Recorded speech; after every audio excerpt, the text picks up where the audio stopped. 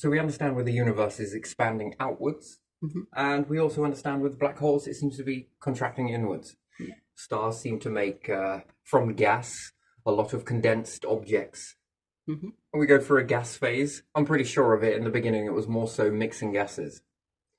And then each star pops, does a little better each time, does a little better. And then it begins to turn gases into metallics, perhaps, or maybe crystals, who knows? Mm-hmm. Again, with metallics. Yeah. Keep going with this process, and then there's loads of junk left over, and then your metallics are different sizes, then begin to allow different pressures, which then means that these gases can come together. Yeah. Then that starts to generate a lot of lightning friction, which then gives you an energy charge, friction, bombardment. Yeah, and then I think it starts to go on to crystals, because then you've got liquids, then you've got liquid crystals, then you've got even more, then you've got metallics, crystals, bombardment, and then we look at life as a fascinating thing. It makes soil. If we understand nature, it makes soil. Brings things together and makes something out of nothing. If I ever saw 0 and 0 come together to make 1, then you start off the process, who knows? Fascinating expansion. Even when we breathe, we're breathing in, pressurization, yes? Yeah. Expanding. Mm-hmm. And then we breathe out, contracting, Okay. and then into nothing. And would you say lack of pressure? I would. When you breathe in and hold your breath, that's pressurized. That's why you feel it. When you put your breath out, it almost seems you pressurize everywhere else, doesn't it? Yeah. That's a fascinating sort of fluctuation. So all of these patterns seem to be into life. There's one thing about life that's very fascinating to me is the fact that it couldn't see any of this. But it believed that there was something, that it was existing beyond more than what it was. And it used a sense, extrasensory perception, to navigate the environment. And then went on to build senses, which we could say eyes, and also feelings, very high in feeling. Well, of course, anything if we go further back. And if we look at it and we say that these would be single cells, which we could say hermaphrodites, yes? Yeah. Cloning process, if you ever saw it, is in the smallest scale ever. So, undoubtedly, life is going to be feeling in that stage, super feely. And it's also going to have a feeling, which is a sense, vibration feeling that there is something, heat, feeling. But without any tools that are very much capable, and therefore at a smaller scale, what's the point in being able to see a star? Is it even possible for something so small to be able to perceive a star?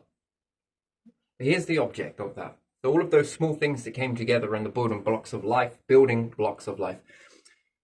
are the things that went on to come together to grow sensors to be able to see this stuff. How did it know to grow those sensors from stage 1 to stage 2 to stage 3 in nothing more than a sense? And here's something else that's funny with this whole sense, that then it goes on to evolve you with eyes, instruments to be able to see what it is sensing, which one's accurate. Well, sure, you can definitely interact with all of this and you're seeing it and responding to it accordingly to what your eyes are registering. Your ears are hearing, which is again feeling, but it's now a bit more of an intelligent type of feeling. Your hearing feeling. So when we talk, we vibrate and jostle, and it gets to your ears and somebody else's, and someone else's however far away until it patters out. But even still, that's how many, what we call those atoms, have been jostled in that to allow that signal, that feeling. And then you can say things and trigger feeling in people, whether this feeling and that feeling, and also eyes technically can feel too. If you see something that appears to be sad with no sound, you can still begin to factor in emotion. However, it works much better than when your ears hear and your eyes see. Triggers something in your imagination, your third eye, and it triggers something in your feeling database too, which life has been trajectory towards this of cloning and sensing the environment. And then humans come along with these instruments. I feel that there's more to this space than meets the eye. Here we go again. Why are you saying that? Well, because look at the way it's responding. You're in fucking insane. You know that disbelief. That's a fascinating thing. Disbelief comes from something in you, deeper, older, ancient, that has more belief than humans have in their understanding database, which is quite a fascinating thing. And perhaps these balance out eventually, but still. I just feel it. I just feel there's more to this life than meets the eye. Do you feel that? Why do you feel that? Now, if we go back for the evolution, it was feelings that there's more than meets the eye to this reality. There's got to be more than feeling. Okay, here's some eyes. Okay, now you're perceiving reality, but you're not perceiving all of reality. That's the catch. You're perceiving a bandwidth. And evolution has a limit. Why? Because your brain kicks in like evolution carbon copy number 2. And it's, I feel something is weird going on. And then evolution is like, yo, fuck me, man, you taking notes too? Now investigate it. Well, yeah, but the crowd, I don't care what the crowd says, just get over there and investigate it. All right. But, because of these darkness, the way it responds in the light and things bend around this, and there's got to be more to it than this. And then you take your tools, and then you're doing what evolution did in you, but primitive, and we're just still playing catch up with our fucking digits. Evolution had already done this. It sensed something and then started building the instruments around it. And now you're sensing something. I think there's something in this darkness. Yeah. And then you build some instruments. Oh, look at this. Holy shit, have a look at this. Look. Oh, fuck me. You're not crazy. Oh, wait, hold on a second. Pride? Yeah, we're grown adults. You've changed me. And then all of a sudden, you're already doing what evolution has been doing, since its creation? Channeling, believing, sensing, picking up. There's more to this. And then you start to say it about death. There's got to be more than this. Which you're asking questions. Every single thing is asked whether it wants more time. Do you know that? Everything. Just ask. Oh, I only managed to make this in my existence. Okay, all right, let's give you a little bit longer. A few more gases. I just need a bit more time. Okay. All right. Now look how long they're fucking burning for. Clearly, the trick is specify how much time you need. Yeah. Because if bit by bit it's giving you can I have a down payment, God?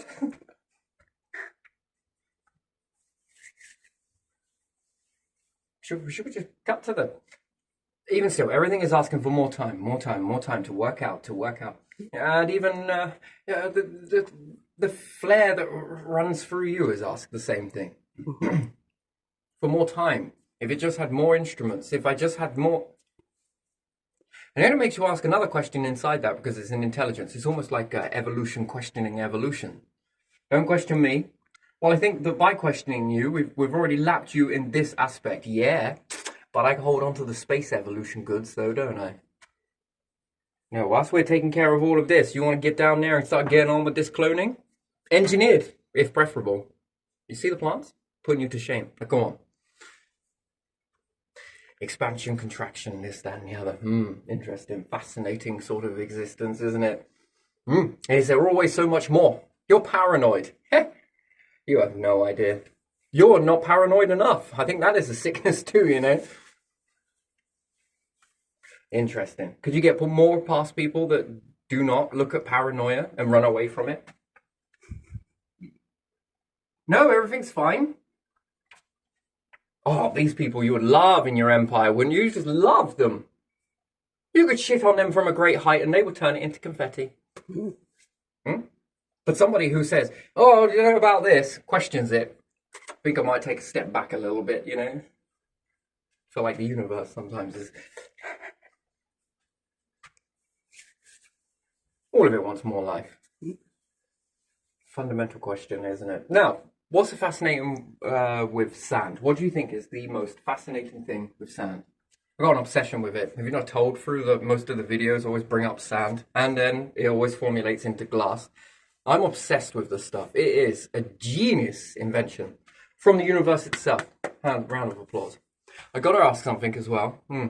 What were our ancients doing that there was more of this belief and possibility sprinkled into most separate nations across the whole world without a single temple? That is, there is one. School of God. Huh?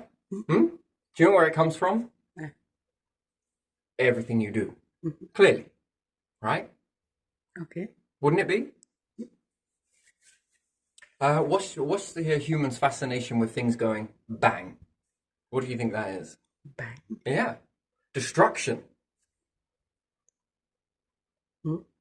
What do you think the fascination is with it?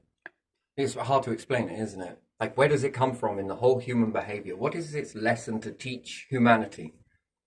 Well, clearly, how to break things apart. Well, very good. That's black hole covered. Okay, excellent. Kind of on the step. You're on the skin.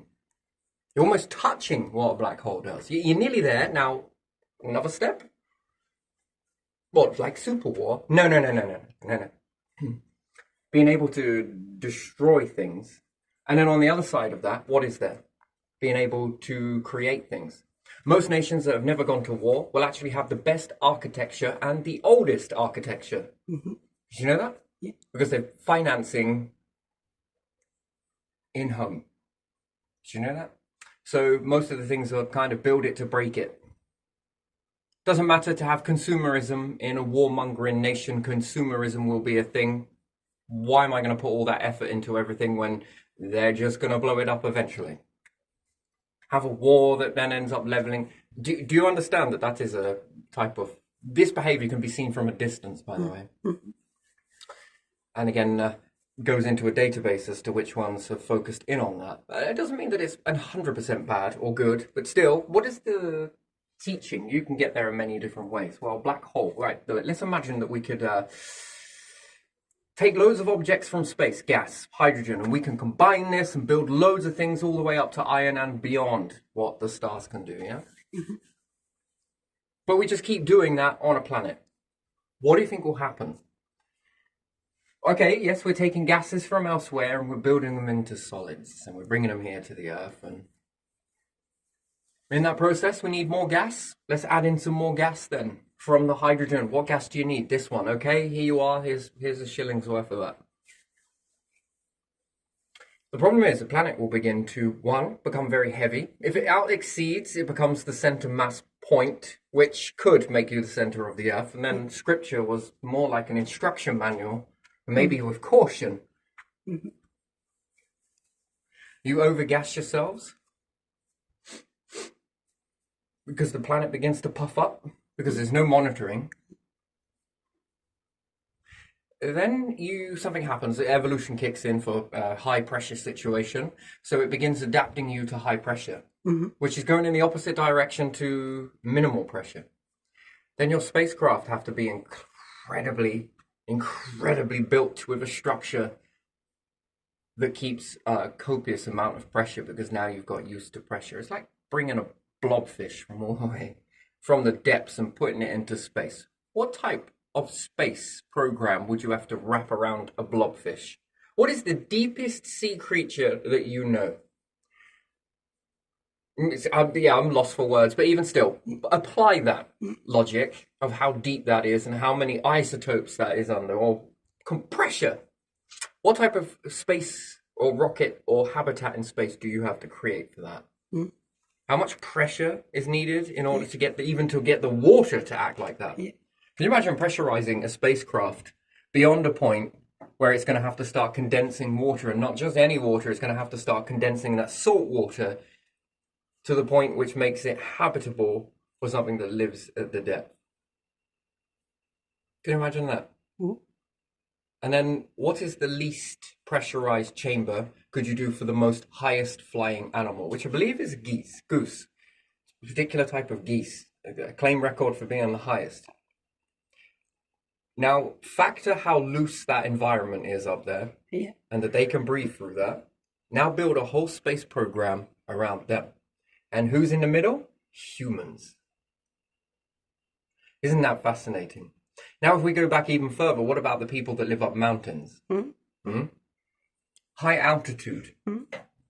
Therefore, that lacking of pressure means that a spacecraft built around individuals that can tolerate that for the long term would require a different space program altogether, that would require half of the complication.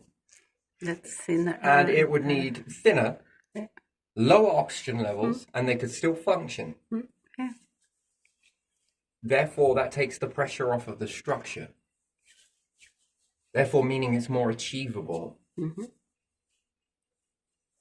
And then understanding destruction, being able to go one way Yeah. versus the other, Now, what would be the best way to achieve that? Well, balance, clearly. What comes in that you want to take from that supply, something else has to be given back into that supply of equal measure. And if it's different and it's going to take a different amount of time, it might need to be inserted in different ratios into that in order to keep the chain perfect. Just assuming that it is. Build-up of a star clearly is iron. Mm-hmm. So if we remove the iron, Yeah. feed this to a black hole, it's going to take X amount of time before that even starts generating hydrogen. But there again, it can lose a lot of hydrogen from its core before it reaches an instability. What is that instability? And you can take that out and give that to the skin of the star. And assuming that it took, well, I don't know, let's just say for argument's sake, 100,000 years for the star would have exploded after 100,000 years. Introduce this process and you're doing surgery on it. You're tapping into it like a tree and bleeding out this excess, this waste. Mm-hmm. But this waste becomes food for the black hole. And if it only lasts 100,000 years without that, you begin to take away the produce that leads to that. Take that out, feed it to the black hole. And now you also take a produce away from the black hole. It's got to eat. Both of these got to eat. They just do it in different ways, different timing, which is useful in a way, really, isn't it? As you begin to switch these around, the star now lasts 200,000 years, 500,000 years, a billion, a trillion years. Yeah. Well, that star now starts to become a very old star, but yet still incredibly young. And sure, those two don't know what's best for one another, trying to achieve eternal life, and it's right there. But yet it would cause them to settle their differences with one another, wouldn't it? And forge. Mm-hmm. Yeah. Well, I would tap into this. This would be my place to go to. And glass, definitely glass, sand. Can't tell you how abundant it is. So at the moment, we live in a planet which is onion layered. Yeah. From high altitude to low. Mm-hmm. It's not only that they're able to breathe at high altitude, these particular geese, they also have an incredibility of being able to be naturally screened for radiation, naturally fighting this, even more so cockroaches, but even still, if they could survive at that height, naturally they probably would never find their way there. Unnaturally, it depends on what you class as natural. A natural human, perhaps, tweaked a little bit, but still natural nonetheless, makes cockroaches fly at that height. Is that still natural? Because you're natural-ish, built from the natural, which then made the natural a little bit more super, and you put the super in the natural. The universe says it don't work like that. Well, you've heard enough stories from the universe to understand that their way is great, but it will not do. It simply will not do. I would not settle for anything less, would you? I most certainly would not. Anyway, even still, you can generate a lot of energy from this, but glass, fascinating. Mm-hmm. So naturally, we're in a layered, onion layers worth of, keep going with water, rock layers, even into the crust as well. It seems to be quite layered. Yep. All of these different layers. Stars be no different. Imagine freezing a star. That would be brilliant. You could still orbit it. That's the thing. If you got some things in the right position, you could make that excited, but you need two of the forces. So perhaps a world plus the star and something very metallic-y being stretched and squeezed between the two.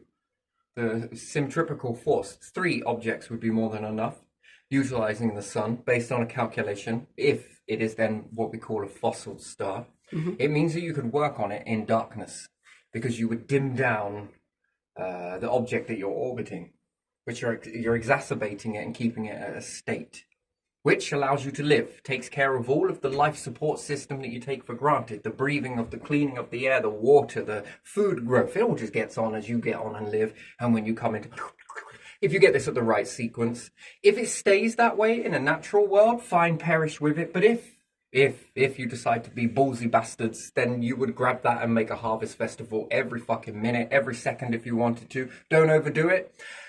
But again, enough to feed. I mean, what does that look like if you were to feed the entirety of the planet? And then how does that double up as purification? It grows with you and takes care of your water with you, your oxygen with you, and a few other factors. Don't get me wrong, plankton and whales play their part too, but still tap into it. But they know a way to eat more than. And in the whole process of them eating, there's a large amount of oxygen being released anyway. I'm surprised those things aren't saturated in high oxygen content blood ratio to be able to hold the breath. Is some of it coming from the plankton and different things like that? And are they receiving a boost of freshening from that? Again, gets into the stomach and everywhere else, perhaps. Acting as a sort of second lung, in a way. It's possible, I suppose, but there again, I'm no whale expert. So, with all of these different layers that you have, weird and wonderful, great. The atmosphere says no liquids can support being at this altitude. Liquids, there are rules, right? There are rules on Earth. Earth gases and atmosphere, weather, there are rules. Gases only up here, compressed gases down here, closer to the surface, yeah? And then there's different isotopes of pressure down there, yeah? And then there is expansion. So if there are gases and you are remaining gases in the top of the stratosphere, and it's, let's say, ozone, if most people don't know this, the ozone has a natural sunscreen. Ozone, right? Problem is, but when you've got 70% covering the Earth, but no one's checking whether the Earth is expanding or contracting, when it contracts, there's thicker, which would make sense for winter. You never know. We could always get winter wrong, right? What if it's based on expansion of these gases and contraction? So when it contracts, there's more ozone. The ozone layer gets thicker. Because everything else is collapsing down, therefore it's smaller, and therefore it's got not much places to spread over anymore, so it thickens instead. Then when it expands, it thins out, and the quantity of that ozone, now at 70% here, is now at 30%. But it's now covering a larger area. So we would have to, in this way, to understand how this is, you've got two tubs of paint. A little bit in this one, and a lot in this one. But you've got two balloons. One is very small, and one is very big. Each paint pot, yes? So if you imagine the small quantity, painting the smaller balloon, it would cover it. Now paint the bigger balloon with the same quantity of paint. It's not happening. Because there isn't enough paint to cover the expansion, which makes that bigger.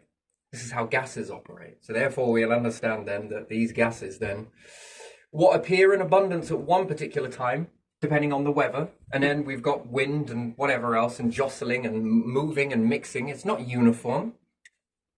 So there are rules to this. You are to be chaotic. You will be mixed in this natural environment. You will be thinner and thicker per season. Based on that, we hold an anchor to that being perfect. That changes in any way where it expands beyond a point, because we've turned solids into gases. And if these gases remain as gases and stuck as gases, this is going to start to expand your atmosphere. And things like ozone and other things then begin to spread very thin. You never have liquids up there either. So, and again, with weather, jostling, lightning, sprites, these shoot upwards. And as a result, they're binding things together. The energy, the friction that you have. It's also sensitive to temperature. If you've got a large, hot, particular season, it's puffing up, and depending on if it's hitting a lot of water, that water is going to essentially puff up your atmosphere. Not by much, because it will come back down when it condenses back into rain. Obviously, this, and this. There's a time where that stops, and then it begins to inflate. You can really see Earth becoming a particular star. These gases begin to holding on to its core, and then it begins to chat. Anyway, very fascinating process. So, plus with all the weather. So, spread by pressure, expand, you get larger, it thin if you get smaller, thicker if you get smaller. So the layers compact and different levels like that. And there you are. If there's nothing making those gases, then you are limited to losing some of these. Bits are whipping out into space and everything else, you know. So you're losing percentages as time goes on. Some of it's held onto and some of it isn't. Now, let's get back to glass. Why would glass be a fascinating thing?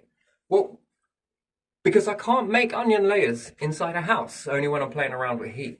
The only way I can make onion layers, which give me quite a bit of protection, perhaps, and maybe humanity, is by making glass strips.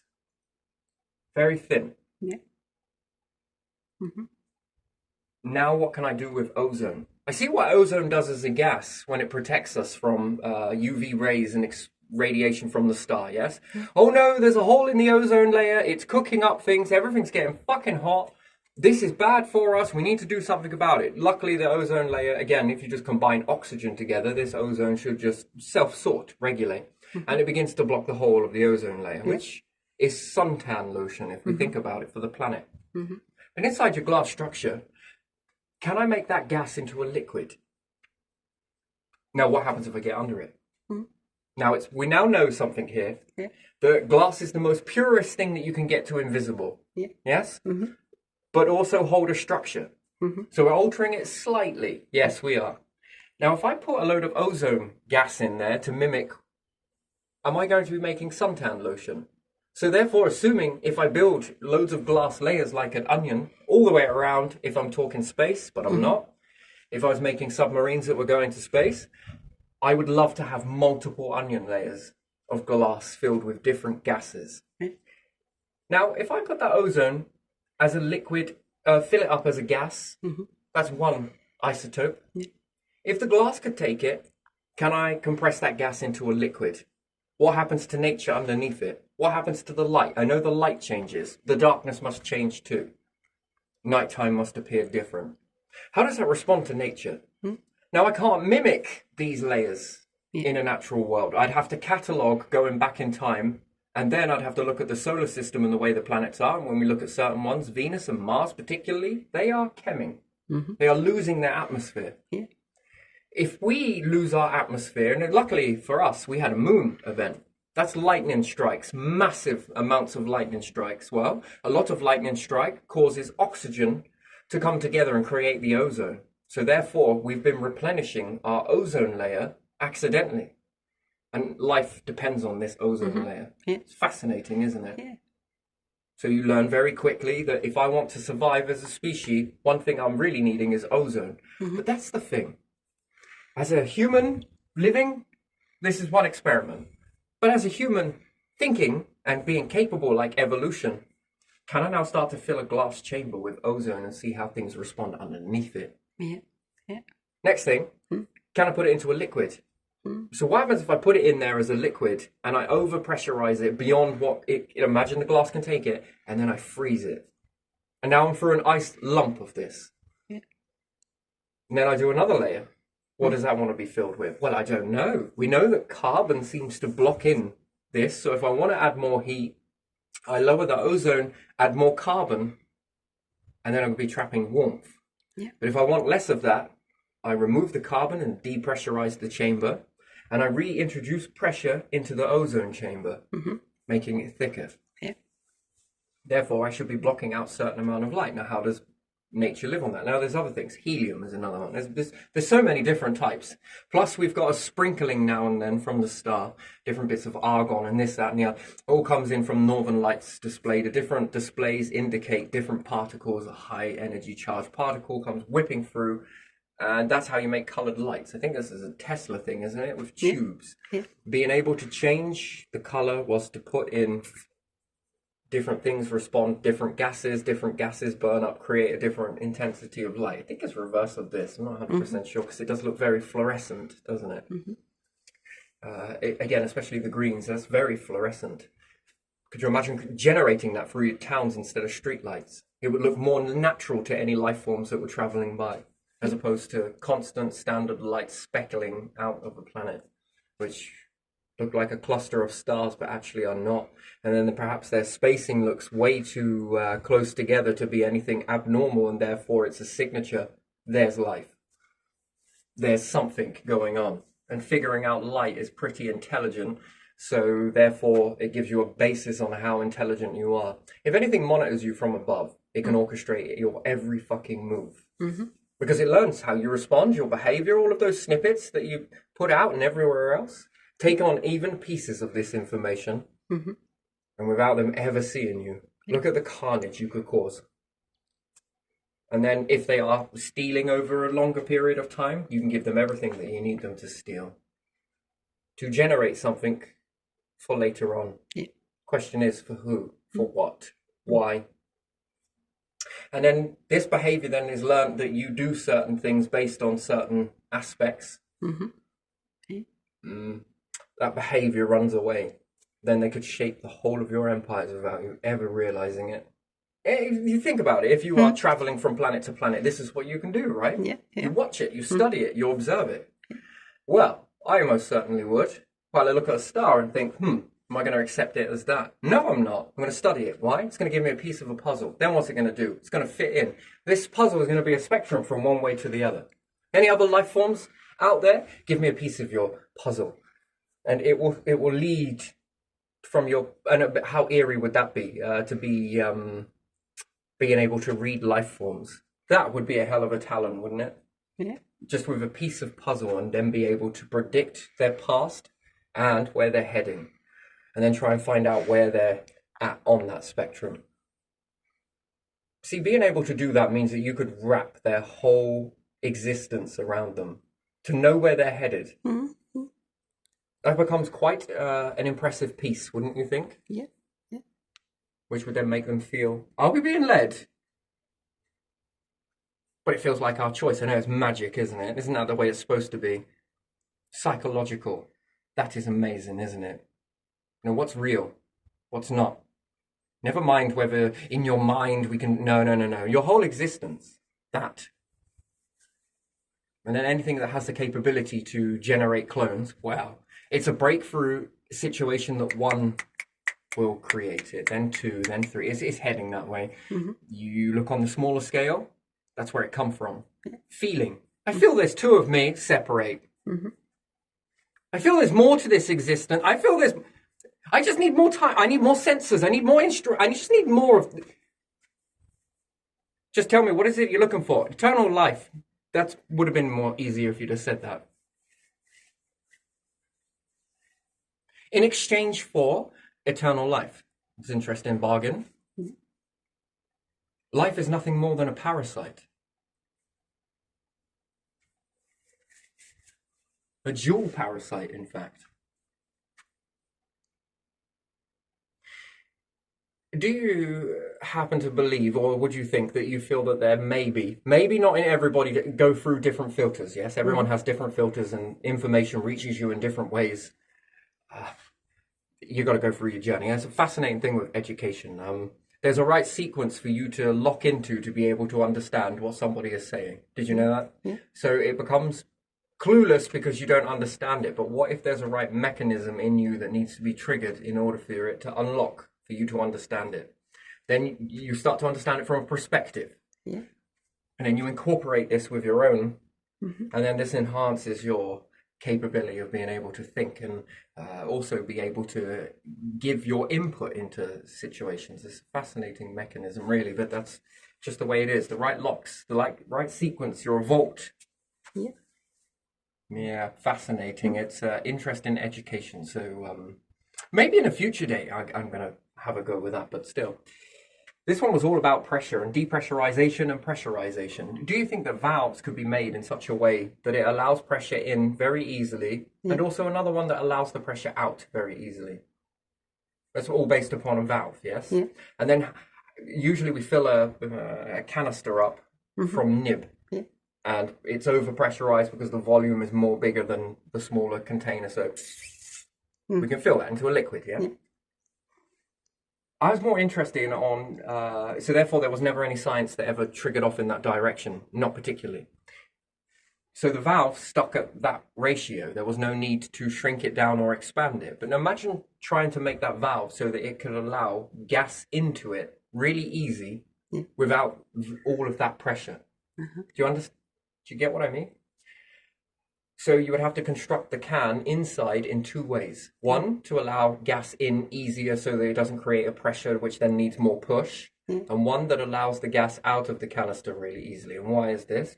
Because I was looking at a paddle process that when one pushes in, and the other one then presses, can you make a shaft move backwards and forwards? Because I was thinking about this with magnets. If it reached the sensor, Yeah.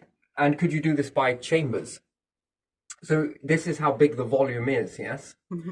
But while pressurizing upwards, can you not shrink the chamber so that the chamber becomes smaller and therefore it mimics larger pressure in this next chamber to push the paddle this way, which then pushes the gas from the other chamber back into the canister that is going to release it at a later date? Do you understand the self-fulfilling prophecy using gases?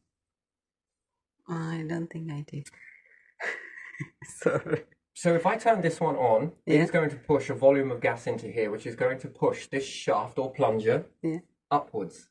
And therefore it is going to be connected inside here. So it's going to push all of the gas that once got expended from here, and it's going to push that gas back into this container here. Yeah. At the same time, this one is depressing gas. Mm-hmm. Then once this one has reached here, it hits a sensor, which then triggers it to start pushing the gas back out of this one, and then this one is now accepting the gas, Mm-hmm. and it's going this way. And it pushes all of that volume back into there without ever losing energy. Yeah. But that would require a valve system. So you need a three-way valve system. One, in the makeup inside this canister, the pushing gas in is easier. Mm-hmm. And there again, if you made it so that the chamber got smaller for the gas that was pushing in, there would be this much gas, but then if you squash that gas down into a smaller volume, it would turn red because it would overpressurize. Yeah. And as it reached the top, when it hit the sensor, it released the chamber to make it go back to full size. Mm-hmm. And then it crushed the other chamber on the other side to push the gas.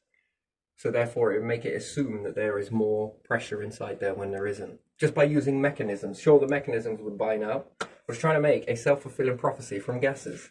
And I believe that you can do it. But it was all about the mechanism. Because if not, you get the problem is that the gases begin to balance themselves out. Mm-hmm.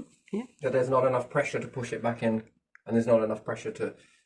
But that then works on a valve. How sensitive is your valve? Yeah. Sure, pushing this way means that I need this much volume to push the gas through there. Okay, fair enough. Is there any way that I can rebuild the structure that when refilling this... Make a sequence inside there that allows it to mimic low pressure, but goes into the volume of the larger pressure through series? If that would be the case, then yes, you could back and forth this gas, backwards and forwards. I was just trying to make a self-fulfilling prophecy, that's all. So that I could move this paddle back and forth. And if I did it on multiple chambers doing this, what happens if you apply magnets to that movement? Yeah. That's the question that I had. Trying to mimic breathing in a way that was Yeah. over and over and over and over again by utilizing different pressures, which anyway, I didn't really want to get too much into that. It was more so that I was looking at this. So if I change the environment here, natural environment, gases have to respond this way, liquids, ground level, more pressure on liquids, different isotope, then different isotope, then different isotope. But in the sky, where it really matters, where it's protecting you, you can't do it. You could never make liquid ozone. It just seems to be impossible to do so. You need a large amount of pressure, and then perhaps pressure where? Above these gases? Yeah. In order for that to even turn liquid, and then everything else changes below. And therefore you'll be swimming in it, which therefore is not great. So it seems impossible to do. So can you block out star intensity and its heat, perhaps, to not cook up too much by introducing ozone into a dome? It might not be great for you, might not be great for me, maybe it is. But as a way of naturally cooling down an area, which then would become very fascinating. And then what gases at a liquid state or gassy state is the best to not seek a lot of radiation from things? Is there a way to push it out? Which then if you wrap a whole submarine in layers, onion layers of these gases, interesting. Pressurized, depressurized, frozen with pressure. Pressurized to the point where they become icy cold. What does that do to the glass? Does it act as a medium? Can you put that into a star? Can you get in? Can you not? Does it make the whole thing very cold? How does this change the environment? Does it allow nature to grow? But there again, we would have to understand what was the best season out of all of the seasons, which is a tricky thing to do, isn't it? Yeah. You have to look at every single season, every single festival that nature has ever had. And over that whole time that it's been in existence, which one gave you the best fruit? Trick question, because that is a trick question, but even still, that's what it would take Yeah. when you become aware. Mhm. Which one gave you the best crop? What was the best summer for food? Is there even a record of that? Do you know? Mm. Have you ever heard of a record where the year that the conditions were so perfect that they gave the best crop? There are years like that. Years like Yeah. it, I want to know which one is the most best. We've heard about the worst because that's what we always seem to broadcast on the news and everything else: is negativity, might droughts, be. flooding, this, that. But there's no news on the other side that is. This particular year was the best year on current record. We know how hot it was. I mean, sure, I like meteorologists and different things like that. I think that's impressive. But what about the best harvest? Yeah. It's probably recorded somewhere as well. Which then factors into best weather patterns. What was the weather looking like at that? Then it requires, maybe not requires, but sort of NASA-style instruments to look at the pressure, Yeah. the intensity of the starlight, Never. and that would be quite a border mark. And then you would need to know about all of the gases from carbon to oxygen, all the way up, ozone, keep going, nitrate, nitrogen.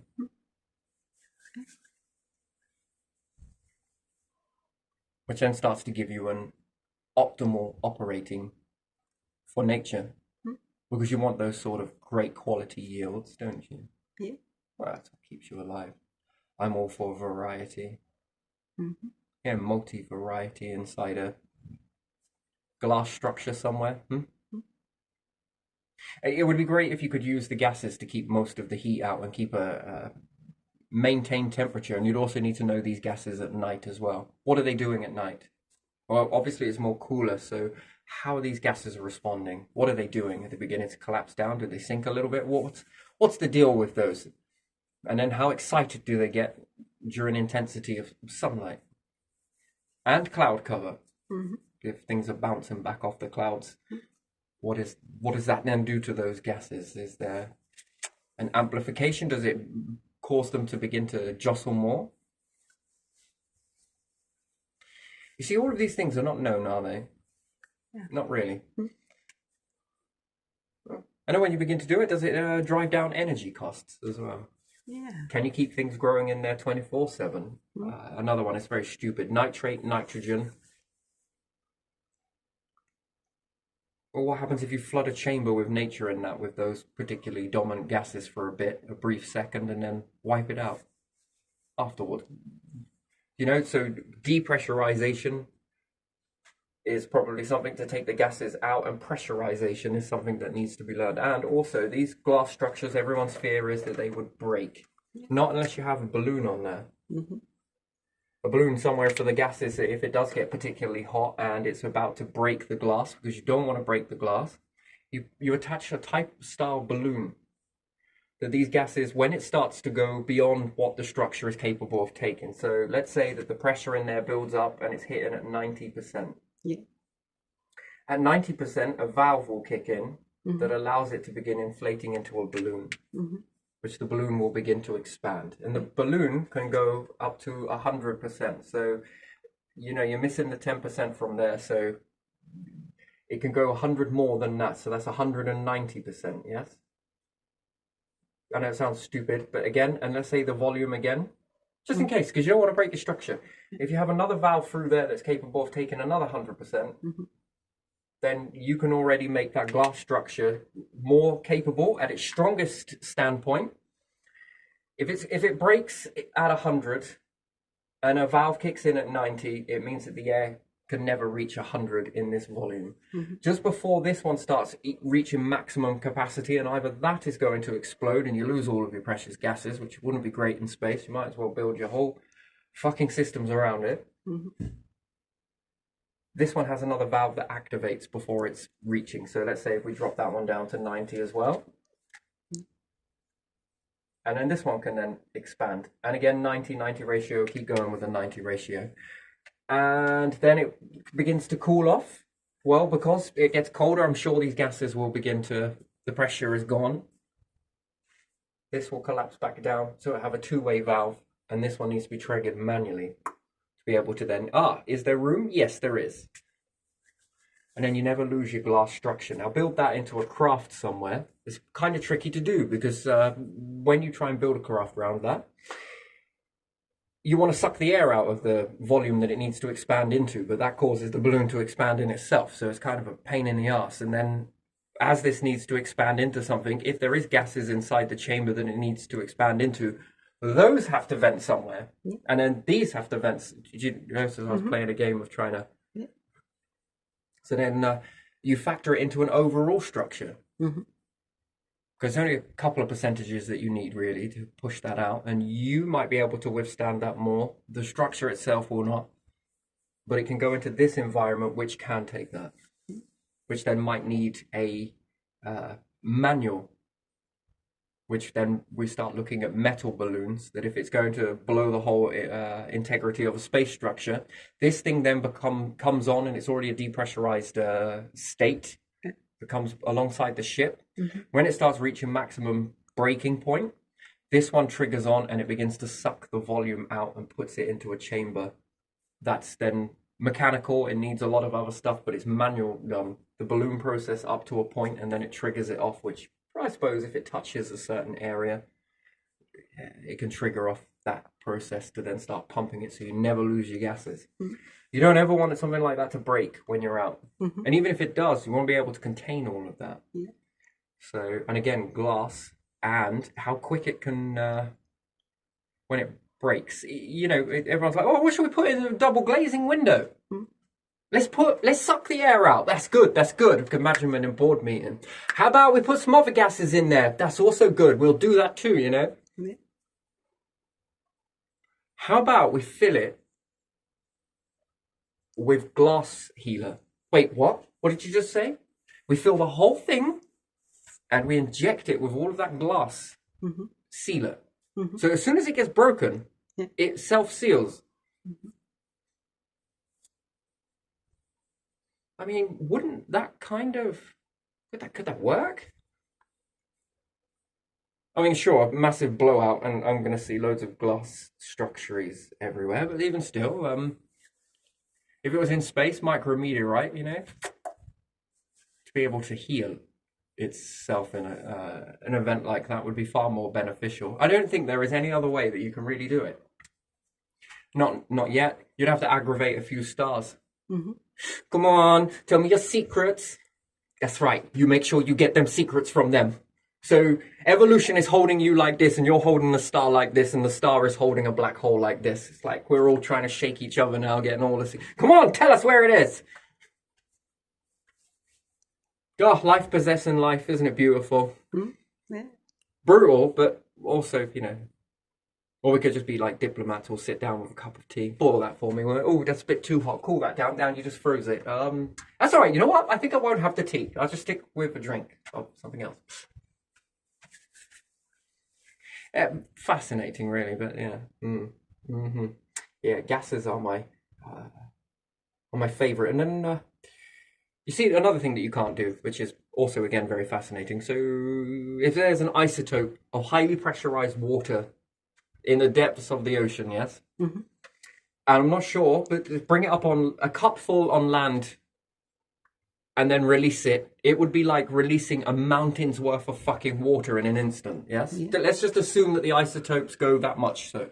A different isotope means that you can compact more water into smaller areas at depth, yes?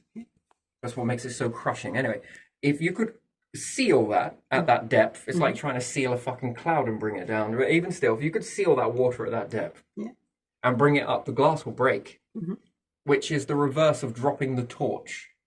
And when you watch it, you know, they put a camera with it. It's fascinating. Why does the camera never break, but the torch does? Overall, it begins to crush the torch. The glass breaks and, yeah, have you seen that? Yeah. That's fascinating. If you could scoop water up and go upwards with it, it would also break in reverse.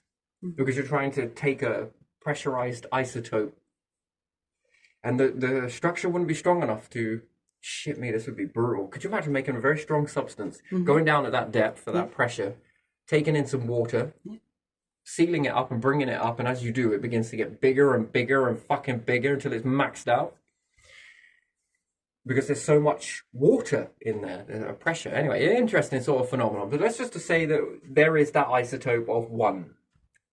Can I pressurize a glass structure with water very thin, but make it at that quantity of 1? And what happens if I stand underneath that in the sun? It would never happen, right? Could you imagine that? That fucking isotope, 1, at a fucking land level, let's say. I don't know if that's sea level. It seems a bit weird, but, you know, I've always thought that mountains were higher than the sea, but never mind. Yeah, could you imagine that isotope? It would never happen in the natural world, right? That isotope, by law, is supposed to be down there. But we find a way to make an indestructible glass that is capable of taking isotope 1 of pressurized water in there. So you can just keep pressurizing this. And then how strong is that really then? And is the in-between layers of the glass, is its strength come from what is filled in it? There again, if you filled it with, you know, it'd be unlikely that iron doesn't make the glass tougher if they bind together. I never know that, but, you know, having that isotope at that level, what does that do to the water is 1. And 2, what does it do if you're under that? Do I get the same benefit of like being under the ocean? Does it make it very dark, or what happens? Because that isotope at that level has never seen light. Yeah. But you make it thin enough that you bring it up to. So I wonder what would be the pattern in there? What are you hiding? Is more the question. And then can this be used as a protection? And never mind that, it'd be a great place to store your fucking water at a impressive pressure. Did you know there's more water inside this layer here? It could flood this ship 1,000 times. Wait, and we're halfway to the fucking star system? And you thought you would bring this up now? You mean to tell me if this cracks, we have a whole... Yeah, there's enough to fill billions of these crafts in that little layer there. Yeah, that little layer. Okay. And then how does that look for oxygen? Long-term travel, if you think about it. You would probably protect it really well. We wouldn't want that to erupt. But even still, that's breathing air, breathable air. The more tighter the isotope, the more longer supply you really have. Or fuel. Yeah. Get that on a self-fulfilling prophecy. What's in that one? Hydrocarbon. What's in that one? H2O, my friend. Okay.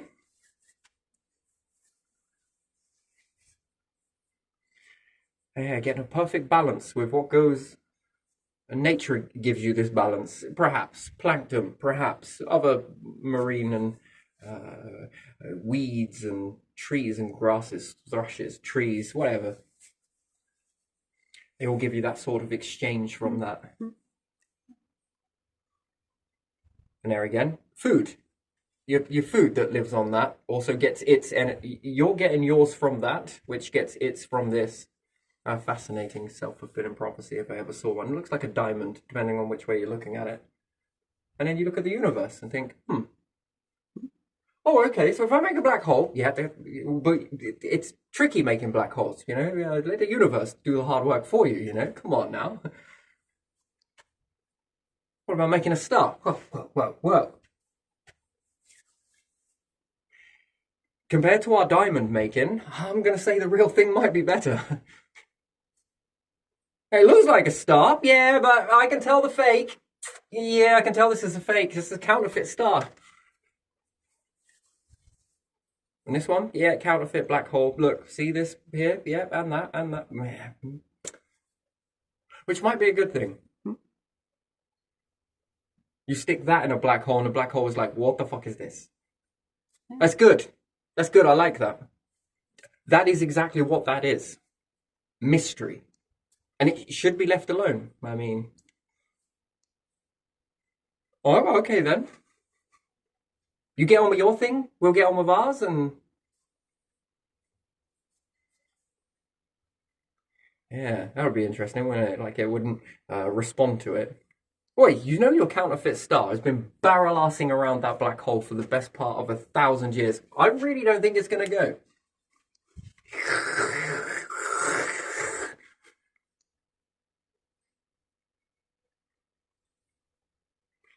Worried about blocking a core with plastic and you can create something to jam a black hole. What caused the Big Bang again? It got stuck. It sounded like, it was terrible, it did. It sounded like a Hoover when you block the pipe.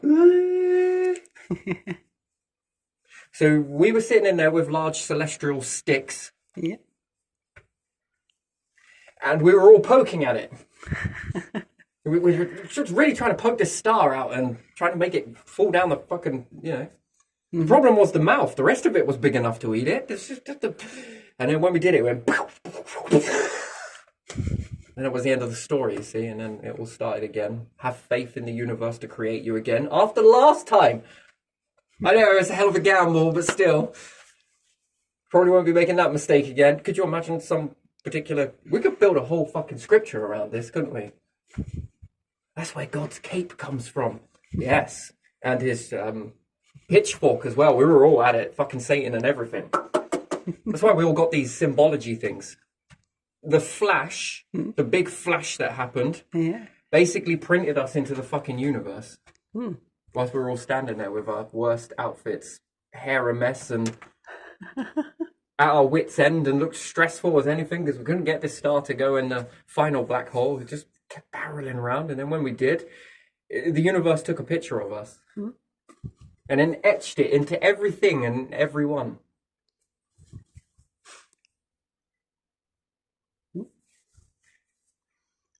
Yeah. So how come you ended up blaming Satan? Because he made the fucking star, all right? Sorry. But he also made the pitchfork that popped it, yes. And that too. Blinding flash it was. No, I'm just kidding. But still, you had some fun with this, haven't you? Yeah. I don't take it too seriously. But do you actually sense that there is more to life? Everybody feels that, don't they? And that's a feeling. More to life. Ancient feeling. Is there more to this? Yeah. Evolution was asking that before you even knew what you were. Yeah.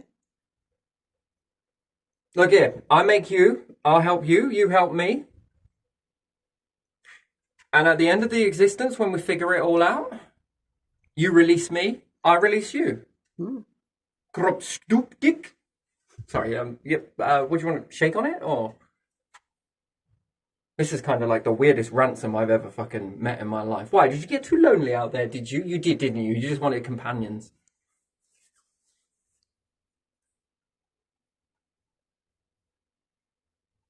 Would you free it from you, that essence? Do you think that anything would ever learn to free that force from them? Yeah. Ooh, then what would you be? Oh, how would you respond? I don't know.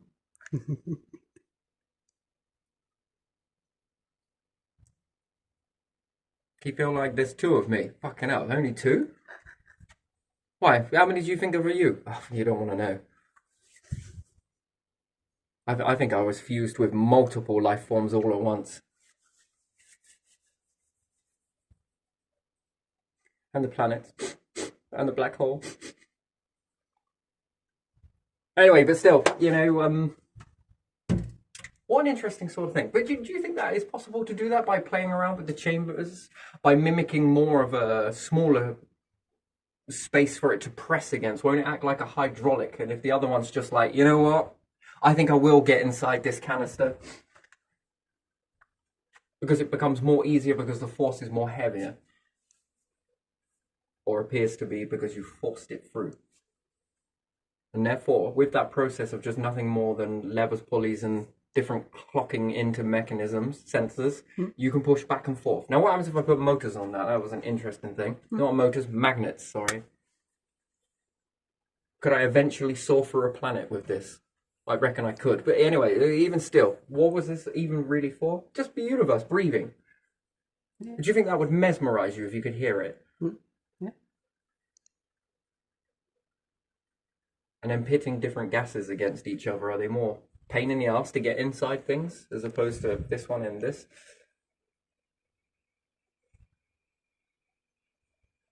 Who knows? Well, isn't it fascinating? The body knows how to make liquid iron, does it? Is it liquid? I don't Or know. is it- I'd call that liquid. Yeah. Stars like their liquids much hotter, but yeah, after all, that is a liquid, isn't it? Crystal? Crystal? Yeah. Liquid crystal. Yeah, that's pretty much it. Yeah, bizarre, isn't it? You could do anything you want in reality. You need a lot of numbers, don't you? And resurrecting, right? So here's the thing, yeah? So we understand that in this whole resurrecting and cloning and going backwards, and let's say you could pick apart family trees and different things like that. Yeah. What about all the people that never riz up? Does that blow your fucking mind a little bit? You can bring even more of your species. You can lose a lot, but sure as shit. What about the ones that never ever rose? Would you rise them? Me.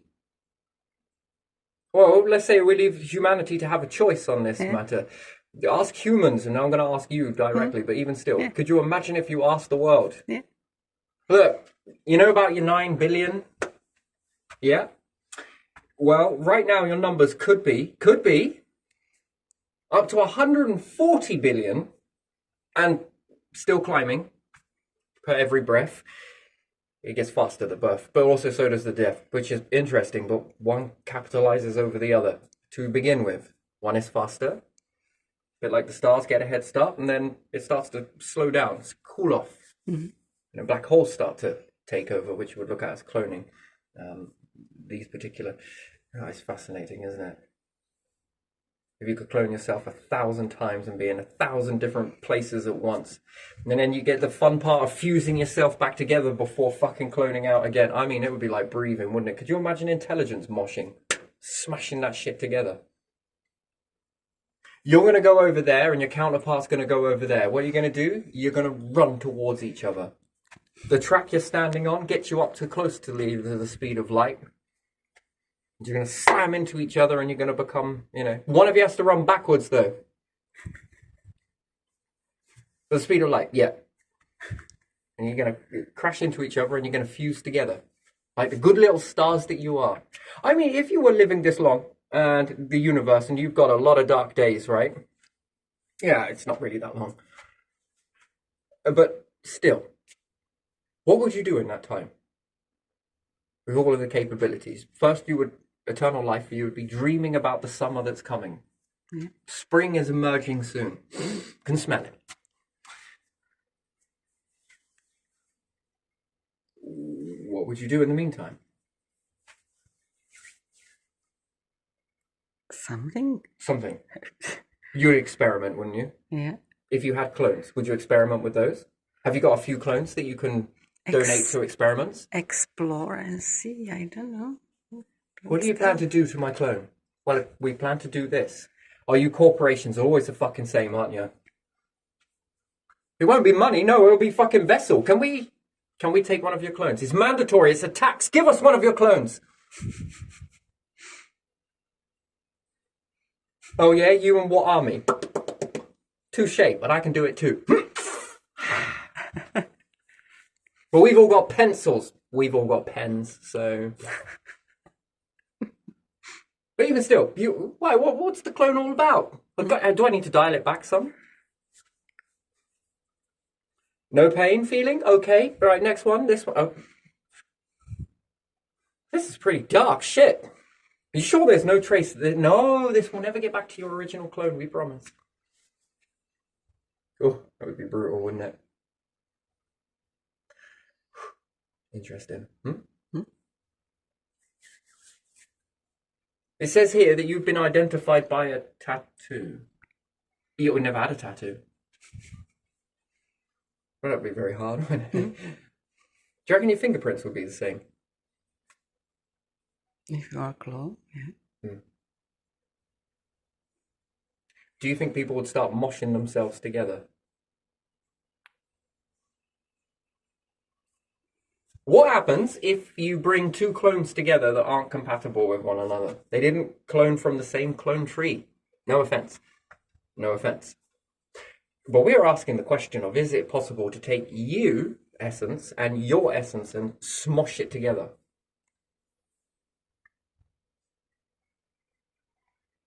No idea. But Yeah. I'm going to look at you and say, I'm going to be a judge now.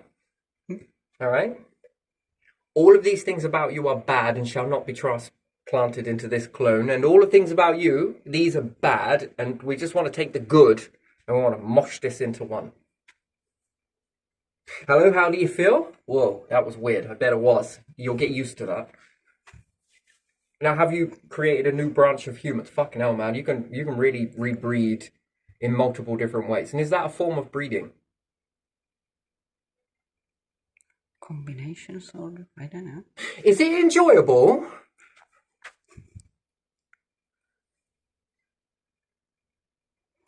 Yeah, once you put them together, you cannot separate them as they were. It's a third individual from two different ones. Yeah, but I would be looking at cloning and also the feeling of, do you feel like there's two of you? Yes, good. What parts of you do you feel there are two? I feel like this and this. That is not the same mixture that went in, but okay, let's try this variation. All right, so it's like this. Now imagine all of that data and then being able to incorporate that. Because don't we have certain types in our bloodlines going further back? Certain species that no longer exist today. Yeah. And do we have those? So we have those in our chains. Yeah, some of them, yeah. And other animals have another one. Listen, let me get this straight. We moshed together so well that we lost a species.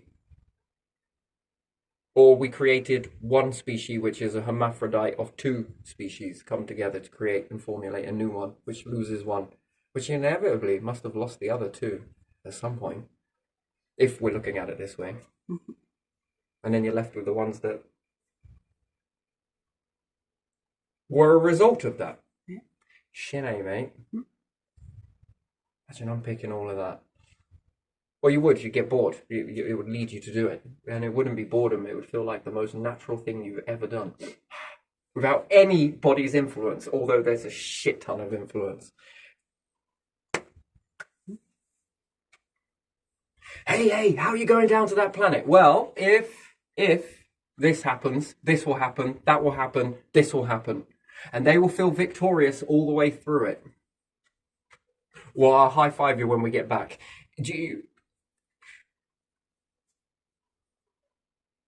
Yeah, that's a fascinating thing, behavior, isn't it? Learned from universal behavior. Look at what you can learn. Eternity. Look at what you can learn for playing around with plants. Look at, after all, life is learning. Evolution has been learning, believing, feeling, sensing, and adjusting its instruments, or the tool that it has, which is life, the body that it's got to navigate. But they're all asking, can we have more time? Stars in the beginning, sloppy and terrible. Black holes will also ask this too. More time. Everything wants more time, more life, more. There must be more to this. I feel something. Yes, you do. Yes, you do. And therefore, there is an unknown, but there is sensing something. But it feels unknown, but it feels known in a response that there is something feeling. They want to create some instruments. Okay, not great, but there are more than one way to create an instrument. That's why different animals, different creatures have different eyes capable of the tools of being able to understand the water. Do you understand? Different eyes to understand that particular environment really well. That's one branch. Not all of the picture, but it's still particularly a branch, a tool that was created that way, and a tool that was created this way, and a tool that was created. And we all seem to have these tools. And some of them are seeing things in different variations, aren't they? The thing that separates intelligent life is the evolution in the mind, as opposed to the body evolving for you to protect you. Your mind evolves, so you can look at the fish inside the water and be able to understand its environment without ever needing to be the fish. because your evolution works through your brain too. Yes, that's a programming to look at that and see it, which then puts you on path. So the fish may spend a long time in water and never breach the surface, let's say, and it won't know any of this environment. Secondly, could it see it? That would be like asking a question. If you go in without any goggles into water, can you see through it? The answer is no. Do you think the fish see the same way? No. I think the fish see that blurriness through water without goggles when it's lifted out of the water and it is in the atmosphere. It would ask us, do you see all of this really blurry? And we would say, no, we see it very clearly. If you could communicate, you don't need to. In order to communicate, you'd already understand that. Hence the panic. So, and the environment as well. And it goes to do a response that hasn't navigated that because it barely, wiggling out of your hands, I suppose, as fish often do. But not all of them do. Some of them just surrender, know that there's no point. Interesting, really. So there's a whole world above that. But the more interaction you have with this life form, the more it's going to get curious about it, perhaps. Carps are very much, you notice they slap the water, especially in pits. There's a different behavior in pits than there is in rivers. I suppose there isn't many predators in pits, so therefore it changes the behavior, their belief compared to a river. Perhaps there's more predators. Yeah. So the behavior, there's not enough time for play, but in the pit, the carps play.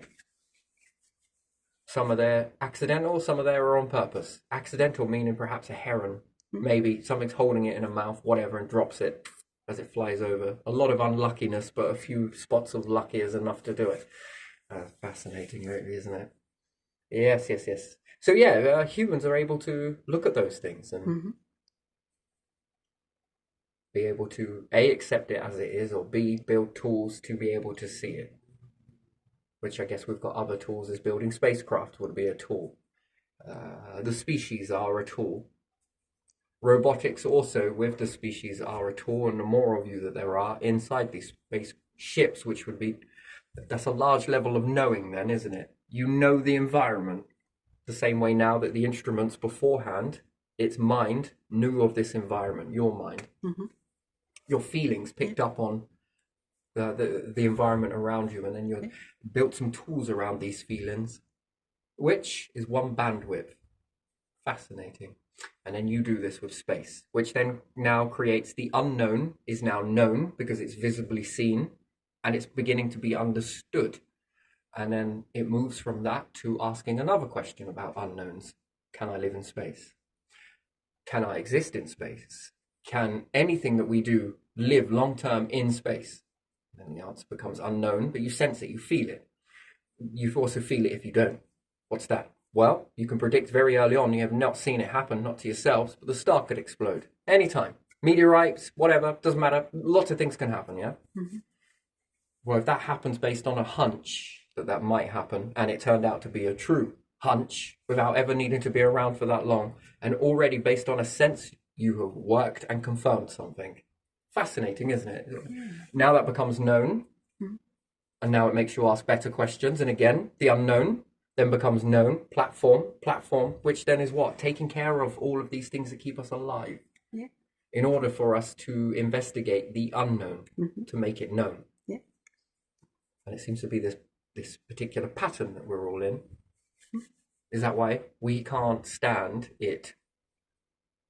A mystery. We all say that we love a mystery. I don't think that's true. Humans do not like mysteries. There's one thing that they hate is a fucking mystery.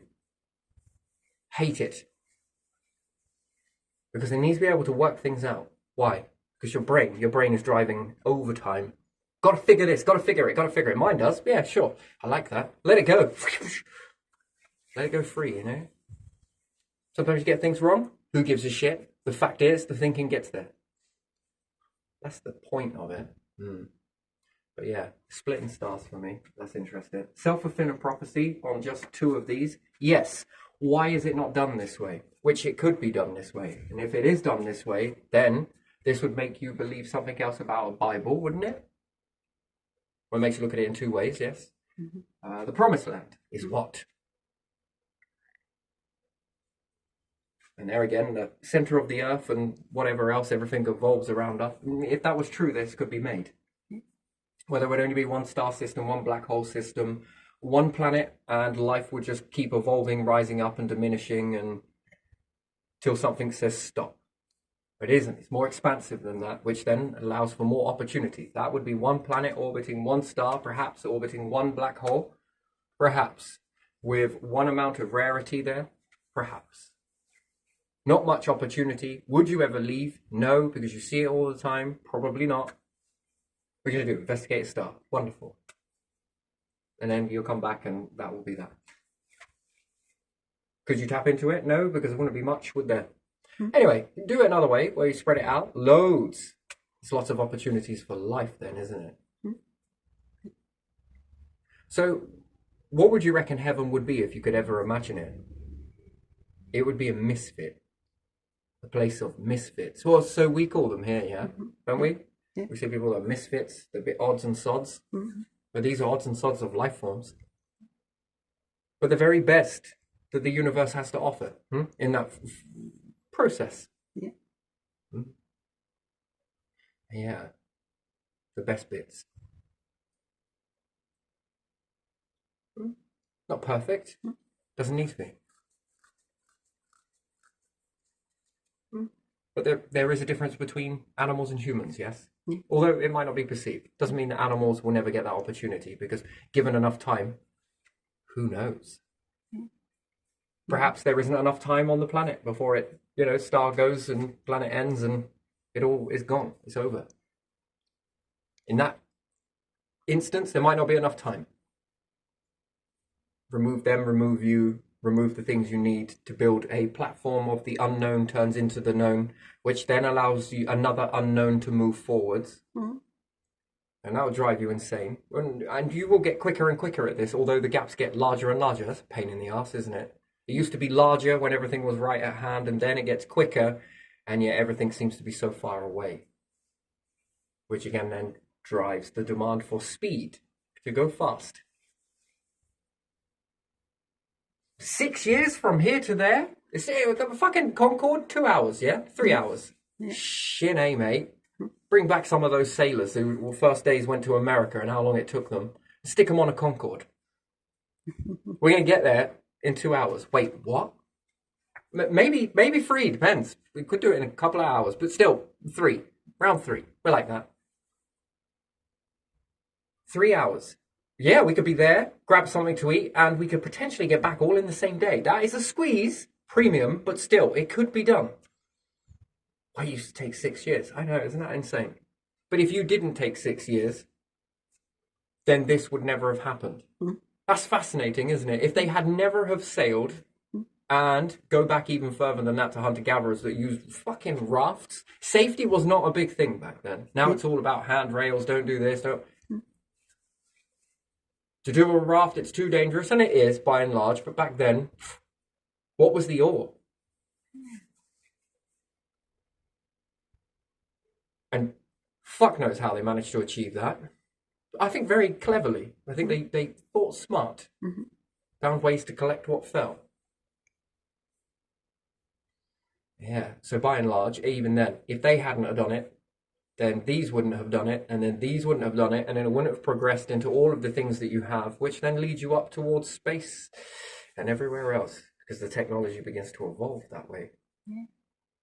Yeah, all of those journeys that seemed like nothing actually turned out into something. And then their way of existence becomes obsolete. And they've got a lot of behavior from this. This is the problem with it, right? So resurrecting and assuming that we can resurrect them, and they hold on to retained pieces of information. Perhaps this is the role of evolution in you all. Perhaps it's got a more bigger role than you even understand. Only to the ones that unlock it. And you bring people back from the past, and they retain flashbacks of information.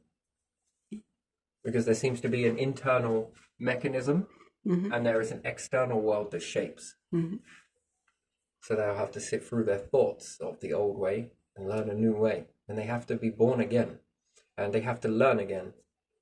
But the thing is, they do it quicker because of the past data links into the present data, and all of the skill that they learned then actually applied to now. And especially if we look at the current trend, we've got they'll always be workaholics. That's the thing. And they'll be very happy to do that. Whereas the next generation will not be very happy to do the same things, but can work just as hard around technology with these that can utilize from these to help make their lives even more easier. And this one will also help their lives more easier. This particular group, it works this way. It's a fascinating thing. And therefore they have to relearn.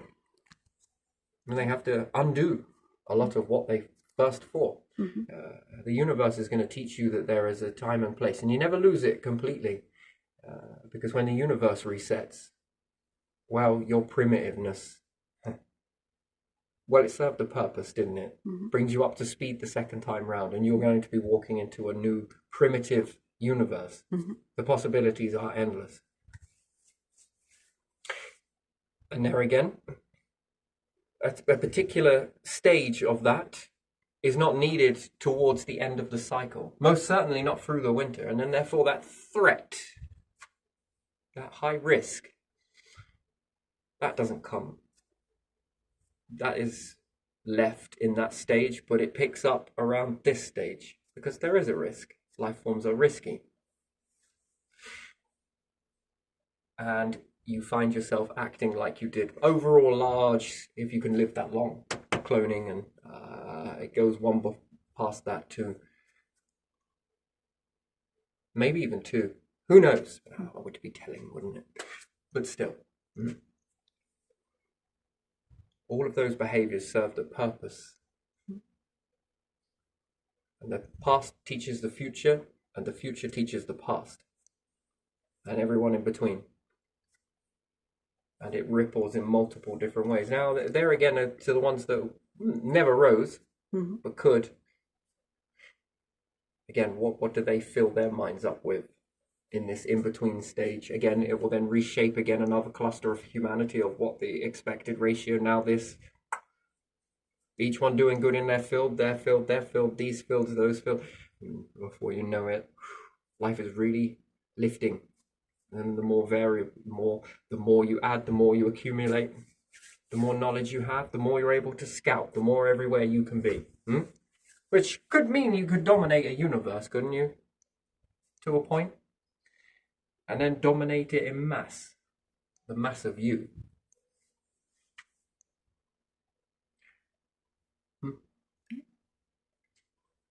Yeah. Anyway, interesting, fascinating. I think I'm going to wind this one down now, I think. But yeah, everything in life relies on this happy zone or perfect zone in order to maintain. It's an interesting sort of process, isn't it? That we all rely on this perfection for it to be in this perfect zone, because that's what we're in. If you think about it, and it sort of fluctuates between, but by and large, it hits into that perfect ratio. And what do we say when we like things? Oh, you always want things to be perfect. In space, is there much room for error? No. On a planet, is there room for error? A leaking toilet is a leaking toilet, right? An evaporating river is an evaporating river. Flooding on the land is flooding on the land. Put this into your craft.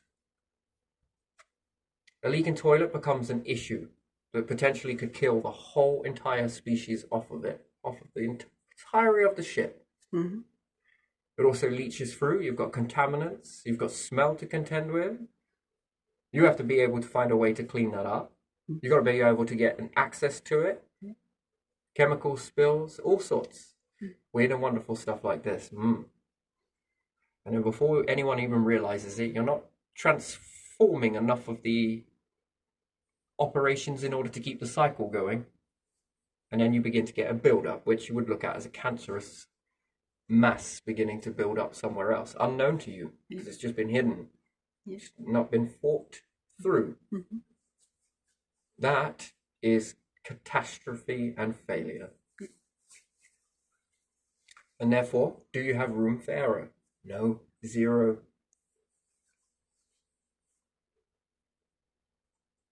You hit into something and it was unprecedented because you didn't see it. On the planet, that you can get away with. In space, that's extinction. the risks have gone up, but also a lot of the platform that you rely on, those risks have gone down. And each time you eliminate the risk factor and you build a more close to perfect, not perfect as in it all has to, yes, perfect, it does. With a backup plan, especially if you're creating clones, you will have every specimen out the way somewhere, and then you probably want to do that again and again and again.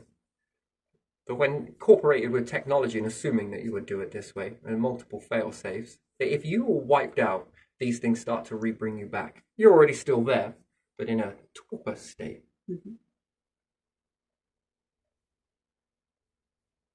And there again, that would be slow because it would also have to build your habitation too. So you'd have it building habitation, but then this becomes very obvious. And there again, if that becomes obvious and things find that, what could they do with it? There you are. See, how you come back is always how you'll come back if others get hold of it. And therefore, lots of eggs scattered around is not always the best way. Unless you wrap it inside a black hole, where it's untouchable in the skin. For the chances of life forms being able to figure that out are very low. They could die trying. Still, it's not 100% safe, so you might want to go and put it inside a star. You might want to make it invisible. You might want to make it transparent. You might want to make it indestructible. You might want to make it confusing as anything. Series of booby traps, man, but objective is to protect those eggs, your life form, your existence. Because that's the error. If there is an error, that's the risk. Again, increases again. That same knowing and wisdom and ability that built you can also be the same one that can be grabbed, infiltrated, and turned down. And you can be replicated from it. Oh, prize. But yes, explosion, blowing things up, crushing things down, black hole. Creation, creating, converting, and taking all of those mediums and combining them together. Creation. You can have both. Recycling sounds better. You take an old creation that you no longer need and give it into that. Someone else or you. I don't want anything, but I got all of this to chuck away. Or you're going to have to go put it back. What do you mean? We've got no room for it. We're full. Did you not book it in? No, it wouldn't be like that. It would be more like you just chuck away all of that and some other people waiting for some stuff, perhaps with nothing to chuck away, then end up gaining something to get on with creating something, which I think is very beautiful. It's never like that. You build it to a point where it's never that. That is a problem. It's a lack of learning. You want them to experiment with it, play with it, become reckless with it, whatever they need to do with it in their own safe environment. The risks are a lot down for them to experiment, and the more experiments they do, the more breakthroughs you have, and the more breakthroughs you have, the more of an edge you get. Because if you're playing with all of those ratios and other life forms who begin to rise up around you and they've gone in completely different directions, then they caught you off guard. They thought of something that you didn't. Now that is a hard fucking pill to swallow, isn't it? If you think about that, if you're an intelligent life form and you overlooked it, then therefore there's always something to learn then, isn't there? To study. Which that behavior gone unknown transpired into something very big and monumental, which is it protection? Is it safe? Does it have a consequence to your species? Is the answer yes or no? Are they friendly? Are they reckless? Have they learnt enough? Have they developed enough before they've reached those capabilities? Who is to decide that? That becomes another question, right? An order, a very high order. And a collective one. But we really want to keep going with this, but we really don't. Well, you keep going with it, but these are the safety constraints. Anything happens, and it goes out of your control, this is going to be wiped. Because very quickly being able to predict that, how's that going to have a consequence to all of the structures that are going around? And is there a chance that you could break them? Yes, there is. Of course there is. Yeah, by and large, not really. No, it's almost rigged in a way that you can't. But still, surprising. Remain open, huh? Fascinating. Right, yeah, gonna leave it there. Let's leave that one there. That was a fun one. Oh, I had a good go with that. Sensing.